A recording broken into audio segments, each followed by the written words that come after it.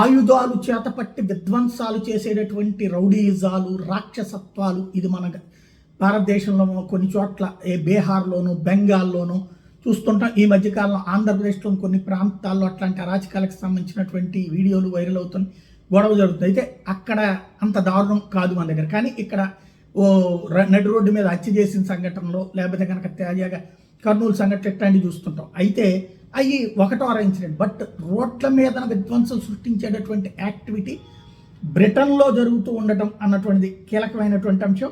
అది కూడా పోలీసుల సమక్షంలోనే బ్రిటన్ పౌరుల మీదన ఇతర దేశాల నుండి వచ్చినటువంటి చొరబాటుదారులు చేస్తున్నటువంటి విధ్వంసానికి సంబంధించినటువంటిది. అది కూడా ముఖాలకి మాస్కులు పెట్టుకుని మరి దాడులు చేస్తున్నటువంటి ఉదంతాలు ఇప్పుడు పెద్ద ఎత్తున వైరల్ అవుతున్నాయి.